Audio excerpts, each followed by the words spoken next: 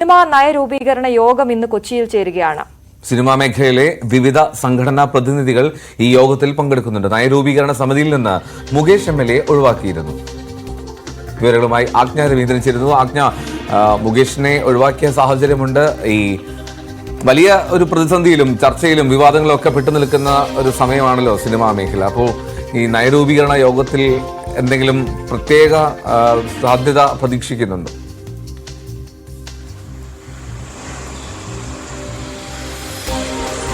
എന്തോ ഈ ഹെയ്മ കമ്മിറ്റി റിപ്പോർട്ടിൻ്റെയും അതുപോലെ തന്നെ നേരത്തെ തന്നെ സിനിമയിലെ നയരൂപീകരണം എന്നുള്ള ഒരു സാഹചര്യം കൂടി ഉരുത്തിരിഞ്ഞു വന്ന ഒരു സിറ്റുവേഷനാണ്. അതും ഹേമ കമ്മിറ്റി റിപ്പോർട്ട് പശ്ചാത്തലത്തിൽ നിരവധി ലൈംഗിക അതിക്രമങ്ങൾ പുറത്തു വരുന്ന സാഹചര്യത്തിൽ അതിന് കൂടുതൽ അത് ഒന്ന് ഫാസ്റ്റായിട്ട് അത് ചെയ്യണം, തീരുമാനമാക്കണമെന്നൊരു അവസ്ഥയിലേക്ക് വരികയായിരുന്നു. എൻ്റെ നയരൂപീകരണ ചർച്ചകൾ നേരത്തെ തന്നെ തുടങ്ങിയിരുന്നു. എന്തായാലും ആ സമിതിയുടെ ആദ്യ യോഗമാണെന്ന് കൊച്ചിയിൽ നടക്കുന്നത്.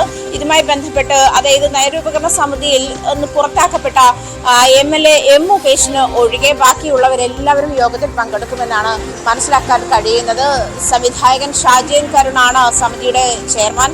അതുപോലെ തന്നെ മിനി ആന്റണി IAS യോഗത്തിൽ പങ്കെടുക്കുന്നത്. അങ്ങനെ സിനിമാ രംഗത്തു നിന്നുമുള്ള നിരവധി പേരെ അംഗങ്ങളാക്കിക്കൊണ്ടുള്ള ഒരു സമിതി തന്നെയാണ് ഇത്.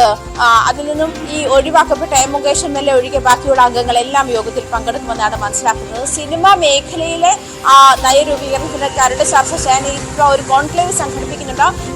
കോൺക്ലേവിൽ ഈ കരട് രേഖ ചർച്ച ചെയ്യുമെന്നാണ് മനസ്സിലാക്കുന്നത്. അതിന് മുന്നോടിയായിട്ടുള്ള യോഗമാണ് എന്നാണ് മനസ്സിലാക്കുന്നത്.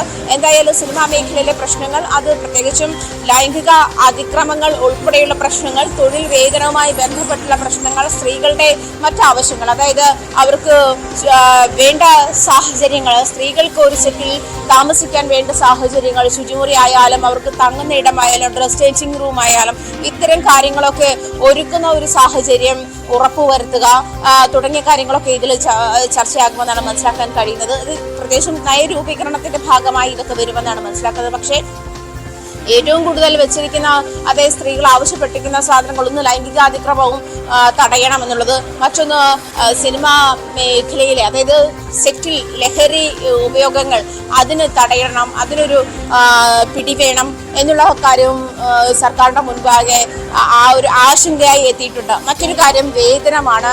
അതായത് സ്ത്രീ അഭിനയം, ക്രിയേറ്റിവിറ്റിയാണ് ഇതിന്റെ മാനദണ്ഡം എന്നുള്ളത് കൊണ്ട് പ്രതിഫലത്തിന് ഒരു ഈക്വൽ ഒരു മെഷർ ഉണ്ടാക്കാൻ പ്രയാസമായിരിക്കുമെന്നൊരു നിരീക്ഷണത്തിലാണ് സർക്കാർ. കാരണം തുടക്കക്കാരായ ഒരു നടനും നടിക്കും ഇവിടുത്തെ മുതിർന്ന ഒരു നായകനോ നായികയോ വാങ്ങുന്ന പ്രതിഫലം നൽകാൻ കഴിയുന്ന സാഹചര്യമില്ല. ആ കാര്യത്തിൽ അതിന് വീണ്ടും ആലോചനയുണ്ടാകും. അതല്ലെങ്കിൽ അതിന് അക്കാര്യത്തിൽ ഒരു അന്തിമ തീരുമാനത്തിലെത്താൻ സർക്കാരിനാകില്ല. മാത്രമല്ല ഇത്തരം സിനിമാ മേഖലയിലെ പ്രശ്നങ്ങൾ ചർച്ച ചെയ്യാൻ ഇടപെടൽ ഇപ്പോഴും നമ്മുടെ നിയമ സംവിധാനങ്ങൾക്ക് ഇടപെടാൻ പറ്റുന്ന അല്ലെങ്കിൽ അന്വേഷണ ഉദ്യോഗസ്ഥരൊക്കെ ഇപ്പം SIT ഒക്കെ ഈ ഹേമ കമ്മിറ്റി റിപ്പോർട്ടിന് ശേഷമുള്ള രൂപീകരണം ഉണ്ടായതിനു ശേഷമാണ്, അല്ലെങ്കിൽ അത്തരം പരാതികൾ നിരന്തരം ഉയർന്നു വരുന്നതിന്റെ ഭാഗമായിട്ടാണ് SIT ഒക്കെ അതിന് ഇടപെടാനുള്ള ഒരു സാഹചര്യം ഉണ്ട്. അല്ലാതെ ഇത്തരം കാര്യങ്ങൾ ഇടപെടാനുള്ള ഒരു സാഹചര്യം നേരത്തെ ഉണ്ടായിരുന്നില്ല. മാത്രമല്ല ഈ പറഞ്ഞതുപോലെ ഒരുപക്ഷെ കരിയറിനെ ബാധിക്കുമെന്നൊക്കെ ഭയന്നിട്ടായിരിക്കാം അത്ര കണ്ട് പരാതിയുടെ പ്രവാഹമൊന്നും ആകെ ഒരു കാലഘട്ടത്തിൽ സധൈര്യം സ്ത്രീകൾ മുന്നോട്ട് വന്നിരുന്ന ഒരു സാഹചര്യം കൂടി ഉണ്ടായിരുന്നില്ല.